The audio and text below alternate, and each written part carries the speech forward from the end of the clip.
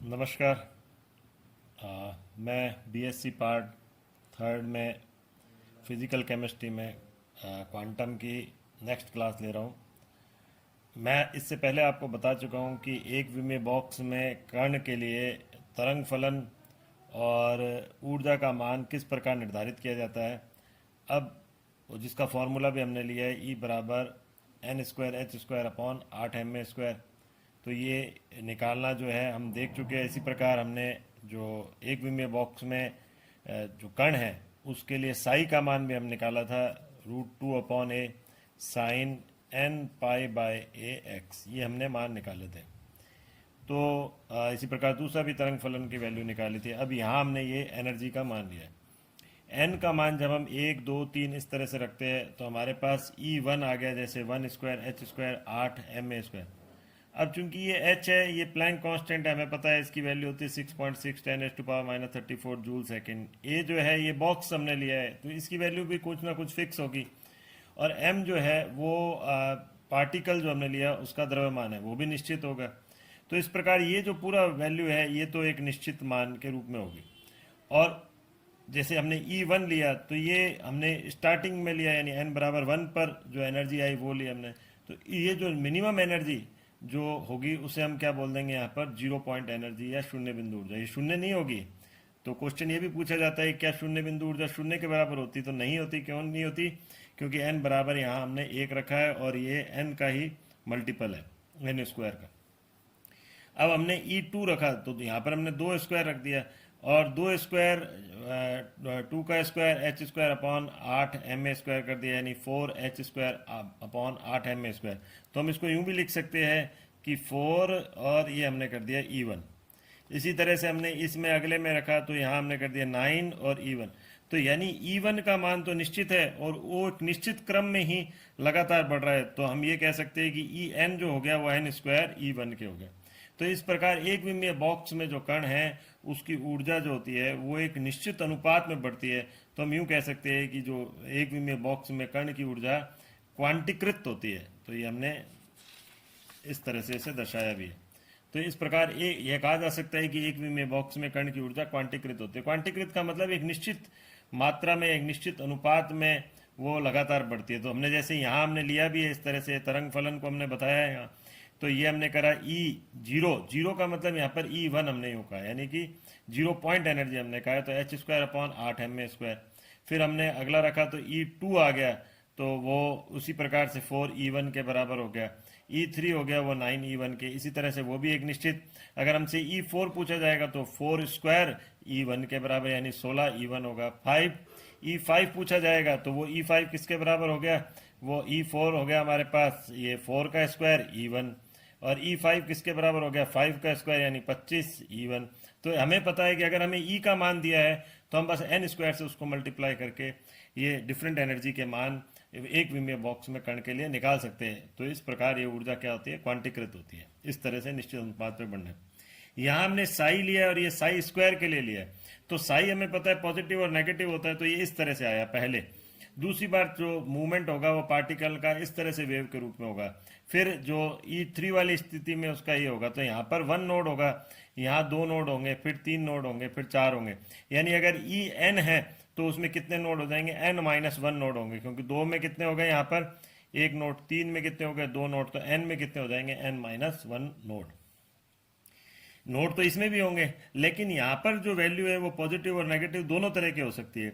लेकिन इस स्थिति में जो वैल्यू है वो क्या है, इस वाले में वो केवल पॉजिटिव वैल्यू ही है, साई स्क्वायर की स्थिति में।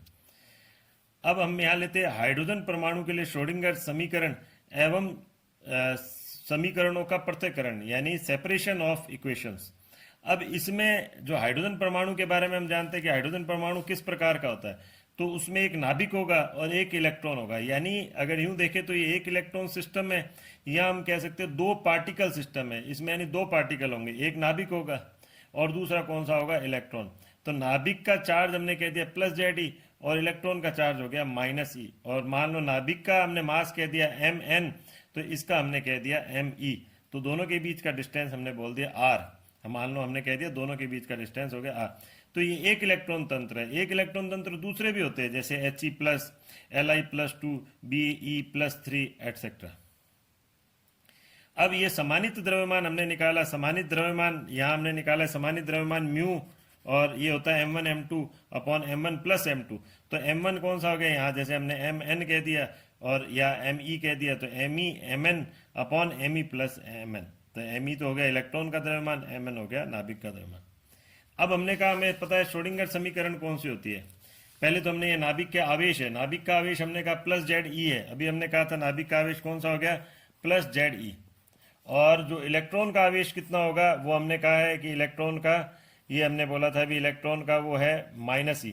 तो पोटेंशियल एनर्जी जो हो जाएगी इन दोनों के मल्टीप्लीकेशन यानी ZE square minus ZE square यानी प्लस ZE और माइनस ZE अपॉन क्या हो गया R, यानी इन दोनों के बीच के डिस्टेंस में। तो ये पोटेंशियल एनर्जी निकली। V बराबर क्या हो गया, माइनस, ये V बराबर हो गया माइनस ZE स्क्वायर, ये रहा स्क्वायर, ये स्क्वायर अपॉन R, इस तरह से। अब ये श्रोडिंगर इक्वेशन हमें पता है, जो श्रोडिंगर इक्वेशन कार्टेशियन कोऑर्डिनेट में, तो del square psi by del x square, del square psi by del y square, del square psi by del z square, अब plus 8 pi square m by h square E minus V psi बराबर 0। तो हमने यहाँ पर v की जगह वो मान रख दिया कौन सा, जो अभी हमने ऊपर निकाला है, यानी v की जगह हमने रख दिया plus Z E square by R. और m चूंकि हमने कहा रिड्यूस मास हम लेंगे, हाइड्रोजन एटम के लिए ले रहे हैं, तो हमने इसकी जगह म्यू रख दिया, म्यू इधर आ गया, बाकी वैसे की वैसे हमने। तो ये जो हो गई ये कार्टेशियन कोऑर्डिनेट के रूप में हाइड्रोजन परमाणु के लिए श्रोडिंगर इक्वेशन है। अब इसी तरह से गोलीय निर्देशांक के रूप में भी हम श्रोडिंगर इक्वेशन ले सकते हैं, वो भी हाइड्रोजन परमाणु के लिए। अब हाइड्रोजन परमाणु के लिए गोलीय निर्देशांक के लिए लेने के लिए हमने कर दिया r, थीटा और फाई।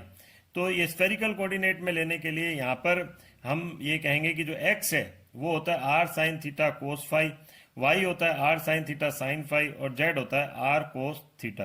तो जब इनको सॉल्व करते हैं, हमें सॉल्व नहीं करना है यहाँ पर, हमें डायरेक्ट इसको लिखना है। जब इसे सॉल्व किया जाता है तो ये इस तरह से वैल्यू आती है 1/r स्क्वायर, ये इस तरह से हम देखेंगे 1/r स्क्वायर और del by del r square del psi by del r plus 1/r square sine theta del by del theta sine theta del psi by del theta plus 1/r square sine square theta del square psi by del phi square plus 8 pi square mu बराबर h square E plus Z E square by r और ये साई बराबर 0।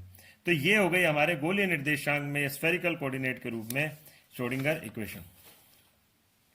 अब ये जो Schrodinger equation है इनका हमें क्या करना है, हमारे पास नेक्स्ट टॉपिक इसी के साथ ही आ जाता है, जुड़ा हुआ टॉपिक 3 समीकरणों में पृथक्करण आता है।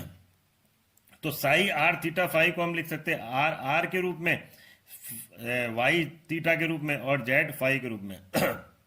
जब इनको सॉल्व करते हैं तो हमारे मैथमेटिकल डेरिवेशन नहीं है, तो ये 3 तरह की इक्वेशन हमें प्राप्त होती है। एक होती है फाई इक्वेशन, एक होती है रेडियल इक्वेशन और एक होती है थीटा इक्वेशन। क्योंकि 3 ही हमने कोऑर्डिनेट लिए, जो एक्स वाई जेड की जगह अब 3 कोऑर्डिनेट हो गए, कौन से, फाई, आर और थीटा। तो इसमें हमने, हमारे पास ये इक्वेशन आई जो फाई इक्वेशन में, इसमें इस तरह से इक्वेशन आई है, ये हो गई आर समीकरण हो गई, और ये थीटा समीकरण ये आई। अब यहाँ जो एक बीटा की वैल्यू लिखी हुई है, तो बीटा हमने इसके बराबर करा है, ये हमें ध्यान रखना पड़ेगा। अब ये जो 3 इक्वेशन है, इन 3 इक्वेशन से जो 3 क्वांटम नंबर यहाँ पर निकलते हैं। एक होता है चुंबकीय क्वांटम संख्या, ये रहा m, दूसरा होता है द्विगंशी क्वांटम संख्या L और एक होता है मुख्य क्वांटम संख्या n। स्पिन क्वांटम संख्या, चक्रण क्वांटम संख्या की बात यहाँ पर नहीं करेंगे। तो फाई समीकरण से m का मान निकलता है, ये रहा फाई समीकरण कौन सी हो गई, ये वाली, इससे m का मान निकलता है। m मतलब चुंबकीय क्वांटम संख्या। इसको जब सॉल्व करते हैं थीटा इक्वेशन को जब सॉल्व करते हैं तो उससे हमारे पास L और M यानी एजिमुथल क्वांटम नंबर और मैग्नेटिक क्वांटम संख्या दोनों निकलती है। और तीसरा जो रेडियल इक्वेशन यानी R इक्वेशन को सॉल्व करते हैं तो हमारे पास मुख्य क्वांटम संख्या यानी N का मान निकलता है। अब ये क्वांटम संख्याएं जो है और प्लस एक चक्रण क्वांटम संख्या, ये 4 मुख्य क्वांटम संख्या क्या बताती है, परमाणु के चारों ओर इलेक्ट्रॉन की स्थिति को, जिसकी हम डिटेल अगली क्लास में देखेंगे। तो अभी हमने केवल ये देखा है कि एक विमीय बॉक्स में जो कण है उसकी ऊर्जा का निर्धारण किस प्रकार किया जाता है, तरंग फलन किस प्रकार ज्ञात किया जाता है, और फिर हाइड्रोजन परमाणु के लिए किस प्रकार से जो हाइड्रोजन परमाणु के लिए किस प्रकार से श्रोडिंगर इक्वेशन गोलीय निर्देशांक के रूप में और कार्तीय निर्देशांक के रूप में ज्ञात की जाती है, और फिर ये समीकरणों का पृथक्करण जिसके द्वारा हम ये 4 क्वांटम संख्याओं का निर्धारण करेंगे, 3 क्वांटम संख्याओं का निर्धारण करेंगे। तो नेक्स्ट क्लास में हम लेंगे क्वांटम संख्याएं और उनका महत्व। आज के लिए इतना ही। Thank you.